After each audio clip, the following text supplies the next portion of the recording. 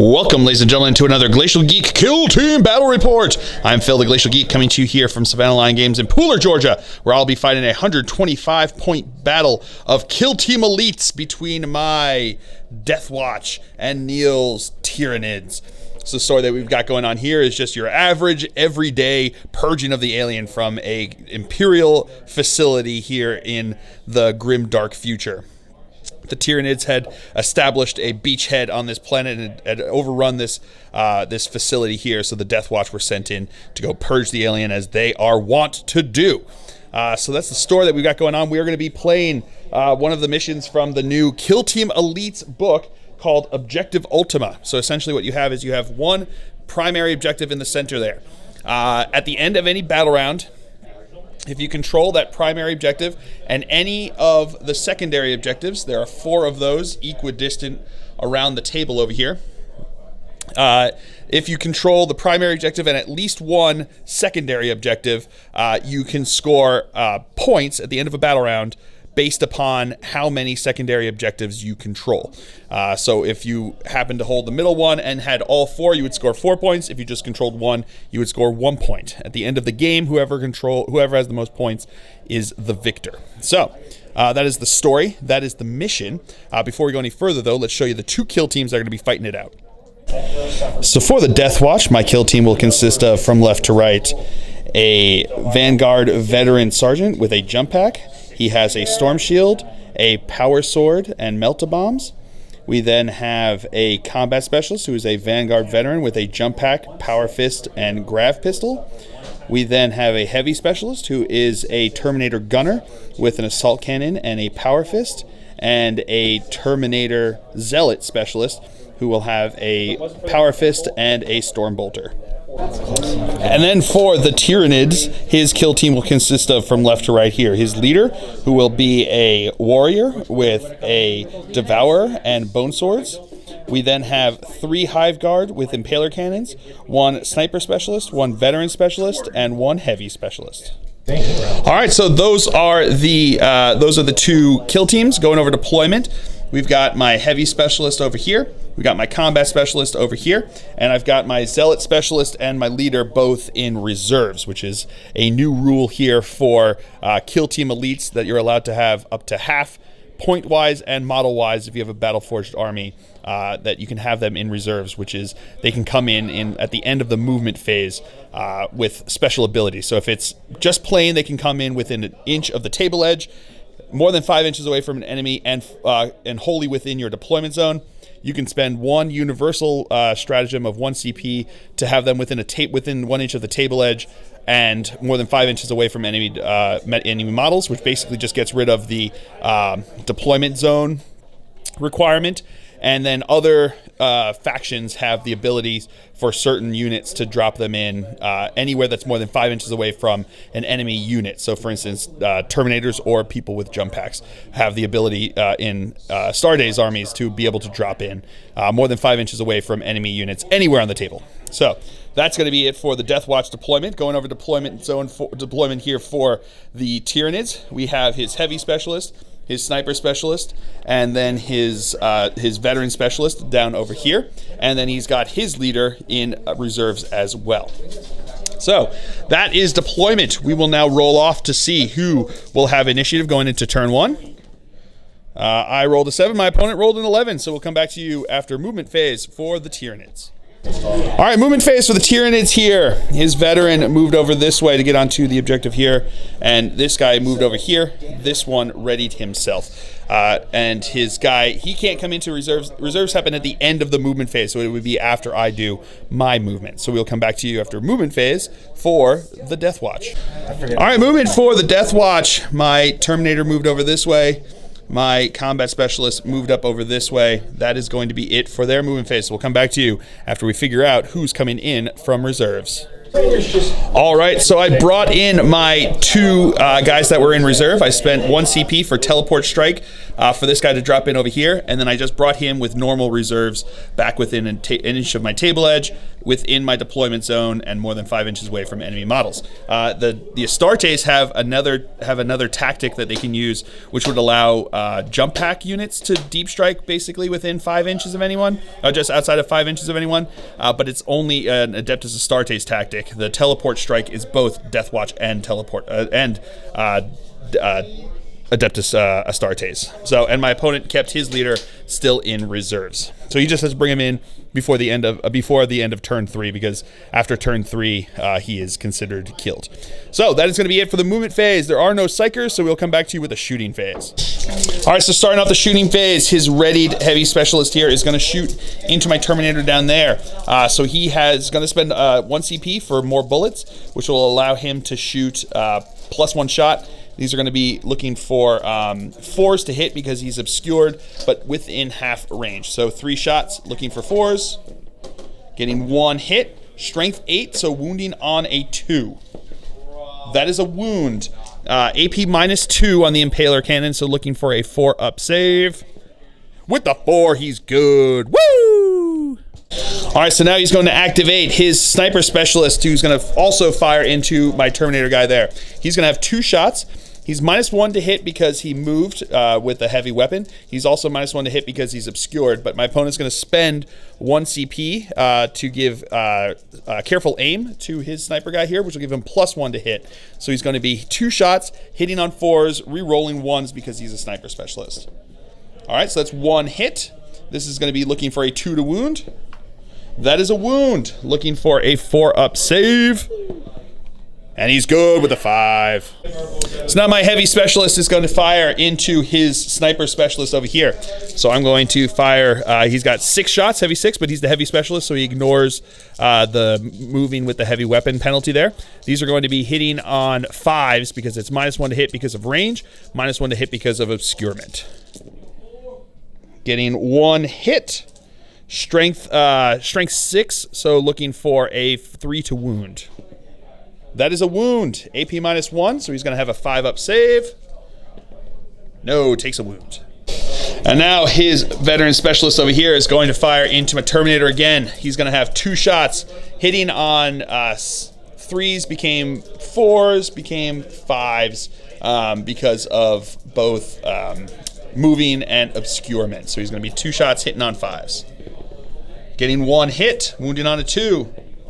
That is a wound. AP -2, so 4-up save. Yeah, with the filfers. Woo! All right, so now my Zealot specialist is going to fire into his sniper specialist here. He's got rapid fire with that Storm Bolter. He's going to use the Dragonfire round, so wounding on 2s. Here we go, hitting on 4s though because he is obscured. That is going to be 3 hits. Wounding on 2s. That is going to be 3 wounds. AP nothing, so it's going to be 3 4-up saves. Making 2, failing 1. All right, so that is it for the shooting phase. We have no fight phase this turn. So at the end of the battle round, I do control the primary objective and 1 objective over here. So that is going to be 1 point to me to the Deathwatch here. So we will now roll off to see who will have initiative going into turn 2.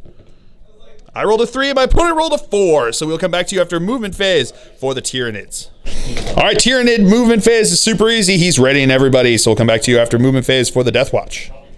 All right, movement phase for the Deathwatch here. He readied himself, holding that objective over here. My leader advanced over here. This guy is going to move in a second after this guy charges into his veteran specialist over here. I need an 11-inch charge to get in. He doesn't have line of sight, but the Impaler cannons don't need line of sight. If he was regularly shooting at me, he would be only hitting on 6s, but Overwatch only hits on 6s anyway. So he's got 2 shots here, hitting on 6s. No hits there. So my charge distance, looking for an 11-inch charge. No, 5 inches will not get him in, but I'm just going to move him out of the way anyway. All right, so we just realized something, that at the beginning of the game, neither of us had our leader on the battlefield. And in order to get the extra command point for having your leader, it has to be on the battlefield. So I dropped one remaining from the last turn, but I did give myself 2 this turn since my leader was on the board, but my opponent isn't on the board, so he's only at 1 CP for this turn. We're going to ignore the fact that he used 2 last turn. We're going to call that our learning mistake. So, yeah, they've got to be on the board. So if you keep your leader in Deep Strike or in reserves, you don't get that extra CP, and you only get the 1 that you automatically get during each turn. So, interesting little thing there. So, he ended up moving up over here, and then he ended up moving up over there. So that is going to be it for the movement phase. So we'll come back to you with the shooting phase. All right, so starting off the shooting phase, this heavy specialist is going to fire into my leader over here. So he's going to have 3 attacks because he's going to spend 1 CP for more bullets. And he's going to be hitting on 4s because he's obscured but within half range. So here we go, 3 attacks hitting on 4s, getting 1 hit. This is going to be wounding on a 2. That is a wound. AP minus 2, but he's got a storm shield, so looking for a 3-up save. He's good with a 4. And now my zealot specialist here is going to fire since he readied into his sniper specialist. So I'm going to have 4 shots because he's in half range there, but obscured, so hitting on 4s. All right, so that's going to be 2 hits. Wounding on 2s with dragon fire rounds here with a special issue ammunition. That's going to be 1 wound. I get to reroll once because Deathwatch choose at the beginning of the game a data sheet from my opponent's army. So in this case, I chose Hive Guard. And it allows me to reroll 1s to wound against units that have that. So if I had chosen warriors, it could be a warrior gunner and a warrior leader and a regular warrior. But because I chose Hive Guard, I get to reroll that 1 here into a wound there. So that's 2 wounds. AP nothing, so it's going to be 2 4-up saves. Fails them both, so that's going to take him down to 0 wounds. Let's see on the injury roll here. So he's got he's going to have -1 to his roll because he's obscured and within an inch of that object. And on a 1, he will just take a flesh wound. I'm going to spend a CP to re-roll that. Back into a 1, of course I do. All right, so now his sniper is going to fire into my leader over here. He's got 2 shots. These are going to be hitting on 4s. No, hitting on 5s because he's -1 because of the flesh wound, -1 because of obscured. Getting 1 hit, wounding on a 2. That is a wound. Looking for a 3-up save. He's good with that 4. And then his veteran is going to shoot into my Terminator bro, hitting on a 4 because he's obscured. Getting 1 hit, wounding on a 2. That is a wound. AP -2, so 4-up save. No, not with that 3, so it's going to be D3 damage. That's going to be 2 damage, which is taking him down to 0. So now he has 2 injury rolls here. -1 from this roll because of the obscurement and the object there. And that 4 will go into a 3, takes a flesh wound. And now my heavy specialist is going to fire into the sniper with all of his shots here. So it's going to be 6 shots. These are going to be hitting on 5s, though, because of range and obscurement. Getting 1 hit. Which is why I was glad I did that. So here we go. Wounding on a 3. That is a wound with a 6, so it's going to be AP -1. He's looking for a 5-up save. No, it's going to go through, so +1, -1, so a straight up roll here on the injury roll. On a 3, he takes a 2nd flesh wound. All right, so that is the end of turn 2 there. Nobody has to take a test because he is flesh wounded, but he doesn't have to take the roll since he can't fail with a leadership 7 and nobody being out of action. So we will now roll to see who has... Oh, and I did score another 1 point for having this guy on holding the primary and then this guy holding that objective. So now we will roll off to see who will have initiative going into turn 3. I rolled a 3, my opponent rolls a 6, so we'll come back to you after a movement phase for the Tyranids.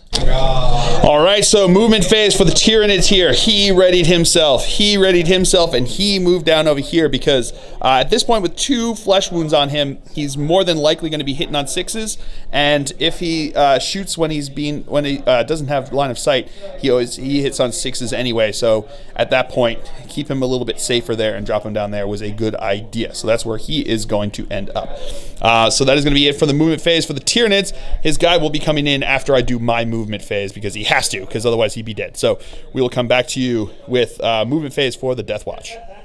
All right, movement phase for the Deathwatch here. This guy readied himself, my heavy specialist, as did my zealot specialist readied himself. And then my combat specialist and my leader are both going to charge. So we're going to start with my combat specialist charging into his veteran specialist over here. Doesn't need line of sight to fire, so here comes his Overwatch looking for 2 shots that are going to be hitting on 6s. Nope, no hits there. So I need a 7-inch charge to get into combat over here. On a 2, will not get him in. I'm going to spend a CP to re-roll that. And making it with a 10.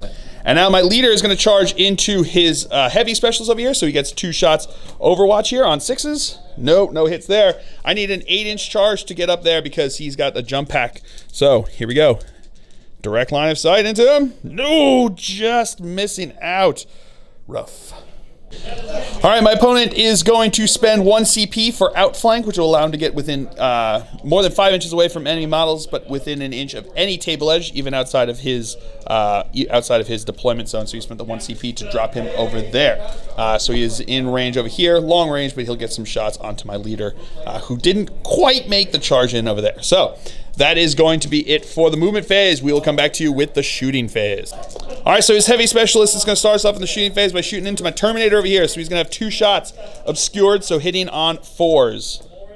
No hits. So now my heavy is going to shoot into his heavy over here. 6 shots with the assault cannon, hitting on 5s because of range and obscurement. Getting 2 hits this time is better. Twice as good as he's done previously. Wounding on 3s. Getting 1 wound, AP -1, so it's going to be 1 to 5 up. Yep. And he's good. And then I'm going to have 4 shots from him, wounding on 2s with the Dragon Fire. So 4 shots, hitting on 4s though because he's obscured. So that's going to be 3 hits. Wounding on 2s. Rerolling 1s, thankfully, because of mission tactics. Okay, still 1 miss there, so that's going to be 2 wounds. AP nothing, so 2 4-up saves. Ooh, fails them both, so he takes 2 wounds, down to 1. So now his sniper specialist here is going to fire into my leader indirectly, so it's going to be 2 shots hitting on 6s. No hits. And now his leader is going to fire into my leader. He's got 3 shots of the Devourer, hitting on 5s because he's in long range but not obscured. Getting 1 hit, strength 4, so looking for a 4 to wound. No wound. And now my combat specialist is going to attack into his Hive Guard over here. He's going to have 3 shots because he's got 2 attacks, plus 1 for being a combat specialist, hitting on 4s because of it being unwieldy with the Power Fist. All right, so it's going to be 1 hit, strength 8, which is actually going to be wounding on a 3 because he's tough 5. That is a wound. AP -3 is going to go straight through, so it's just going to do D3 damage. 3 damage, which will take him down to 0. So now I roll 3 injury rolls because it was 3 damage. And that 5 and a 6 and another 5 will mean that he is out of action. All right, so that is going to be it for turn 3 here. I score 1, 2 points because I hold the primary and hold 2 secondary objectives here, putting me at 4 points.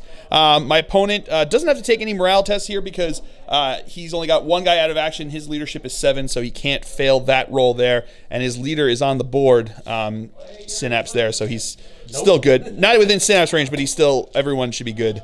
So that should be it. So we will now roll for initiative to go into turn, into turn 4. See who has initiative here. I rolled a 3. My opponent rolled a 5. So we'll come back to you after movement phase for the Tyranids. All right, movement phase for the Tyranids. These both guys readied themselves. He moved up over this way, and that is going to be it. So we'll come back to you after movement phase for the Deathwatch. All right, movement phase for the Deathwatch. My zealot specialist there stayed still, readied himself, as did my heavy specialist over here, because he's got line of sight onto this guy over through there. And now these 2 guys are going to charge. So we'll start with him charging into your sniper specialist. So 2 shots, hitting on 6s. Ooh, getting a hit. Strength 8, so wounding on a 2. No wound. My opponent's going to spend a CP on that one. Into a 6, so that is a wound. AP -2, so we're looking for a 5-up save on this one. On a 4, I'm going to spend a CP to re-roll that. Nope, into another 4. So, D3 damage. I can't reroll it. 2 damage, so it's 2 injury rolls here because he's only got 1 wound. And on a 6, he's double 6. He is out of action. I got you. And now my leader is going to charge into his heavy specialist up here. So it's going to be 2 shots here. Hitting on 6s. Nope, nothing there. His charge distance. 5 inches will get him in. All right, so starting off the shooting phase, his sniper specialist is going to fire into my zealot over here. Hitting on 6s because he cannot see. Getting 1 hit. Wounding on a strength 8, so wounding on a 2. That is a wound. AP -2, so looking for a 4-up save. No, I'm going to spend a CP to re-roll this because it's a different phase. Into a 3 is not enough to make him on the save there. So, injury roll here is going to be +1 because of that wound there, but -1 because he's obscured and within an inch there. So, looking for a straight up injury roll. On a 1, he takes another. It's going to spend a CP to re-roll that.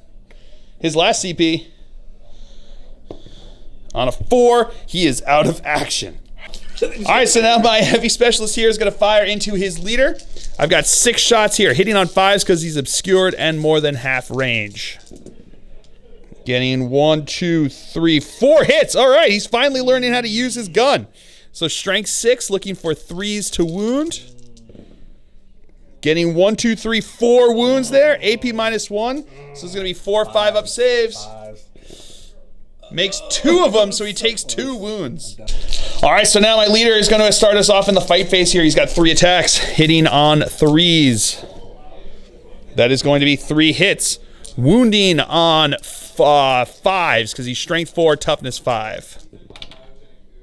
Getting 1 wound, AP -3, goes straight through, and that's his last wound there. So, injury roll. On a 4, he is out of action. All right, so that's the end of turn 4 here. We have the only morale test we have to take is he has to take a nerve test because there's 2 guys out of action. So 1 second. And actually he's fine because he's within 12 inches of his leader who has synapse, so he is good to go. So that is going to be it for turn 4 here. Because he killed the guy off of the objective over there, I don't score any more points. This MVP over here kills a guy in Overwatch and in the shooting phase when he's got 2 flesh wounds on him. Brutal. All right, so that is going to be it for turn 4 here. We'll now roll to see who has initiative going into turn 5. I rolled a 9. My opponent rolled a 9, so re-roll. And on a 12, I will take initiative there. So we'll come back to you after the movement phase for the Deathwatch here on turn 5. We actually forgot to check here. That was the end of turn 4, so we'll see if it goes on. On a 3-up, it will go on to a turn 5. Yes, so we are going down to turn 5. Movement phase for the Deathwatch here. My Terminator moved up over this way, and my leader is going to charge into his sniper here. So Overwatch from the sniper, getting 2 shots hitting on 6s. Getting a hit, wounding on a 2. That is a wound. 3-up save because of his storm shield. Rolling a 2, I'm gonna spend a CP to re-roll that. Okay, finally made that save. So here comes my charge distance. And on a 3 is just what I needed. Oh, thankfully. All right, my opponent, his movement phase moved his leader up over here to get line of sight and within half range of my Terminator dude, bro.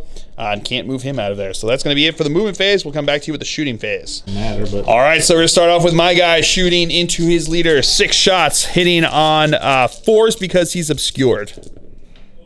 Getting 3 hits. Strength 6, looking for 3s to wound. That is going to be 2 wounds at AP -1. So 2 5-up saves. Makes 1, fails 1. That's going to be enough to take him down to 0. Is he out of action? Oh, 1 second. Opponent's going to spend a reroll for that failed save. No. So now is he out of action? On a 1, I'm going to spend a command point to reroll that. Into a 4, but he's obscured, so he takes a flesh wound. So now his leader is going to shoot back into my Terminator. He's got 3 shots here. -1 because of the obscured, and -1 because of the flesh wound here. So he's going to be hitting on 6s. 6s is -2. No hits there. All right, so now my leader is going to attack in here. He's got 3 attacks in the fight phase, hitting on 3s. That is going to be 2 hits. Wounding on 5s. Rerolling 1s because of the mission tactics. No, nothing there. And then he's going to punch back here, hitting on 6s. No, no hits. Burn it, man. Opponent's going to spend a CP to reroll 1 into a hit. So he's going to have strength 4, so he's going to be wounding on a 4. Come on. No, no wound there. All right, so that is the end of turn 5 here. We are now going to roll to see if the game ends or moves on. On a 6, it will go on to the final turn 6 here. So now we will roll to see who has initiative going into this turn 6. I rolled an 8. My opponent rolled a 2. So we'll come back to you after moving phase for the Deathwatch. All right, so moving phase for the Deathwatch. He's going to stay in combat over here, and my Zealot Specialist is going to charge into his leader. So his leader's Overwatch here, hitting on 6s. Getting 1 hit, wounding on a 4. That is a wound. 2-up armor save. He's good, and his charge distance here. I need a 6-inch charge to get in. And he's in with 7. I can't get in. And Tyranid face, he's just going to stay where he's at. So we'll come back to you with the just with the punchy face. All right, so it's actually my heavy specialist here. My Zealot was the one that got killed off the objective there. So it's going to be heavy specialist in here. 2 attacks, hitting on 4s because he's got a power fist. Getting 1 hit. Strength 8, so looking for toughness. What's his toughness? 4, so looking for a 2 to wound. That is a wound. AP minus 3 is just going to go straight through, so D3 damage. 3 damage, so it's going to be 3 injury rolls here. Plus 1 because he's already got 1. On that 6, he is out of action. All right, so now my leader's going to attack over here. Start us off in the regular fight phase. 3 attacks, hitting on 3s. That is going to be 3 hits, wounding on 5s. Getting 2 wounds. These are AP minus 3, so those both go through because he's got a power sword. These are going to be looking for, he's got plus 2 to this roll here. And on a 6, he is out of action. And with that, we have a Deathwatch victory, officially purging this facility of the Xenos threat. So that was a ton of fun getting to use all these different guys. This guy over here, down to 2 flesh wounds on him, hiding behind a wall, manages to pop one guy as he's coming in at him for Overwatch, and then gets to pop another guy over here as he's charging at him, as he's just sitting out there through the wall, basically, with his don't need line of sight to shoot him with those that impaler cannon. So pretty awesome. MVP for the Tyranids over here with that awesome ability with those impaler cannons. I mean, I'm really loving Elites. It's a ton of fun adding in the reserves, adding in these different chapter tactics that they have. I mean, it's just really cool stuff that you can do there. So I hope that you guys have all enjoyed this. I certainly have. I have been Phil, the Glacial Geek, as always. My opponent's been Neil, who has painted all of this awesome terrain here for us. And until next time, have fun.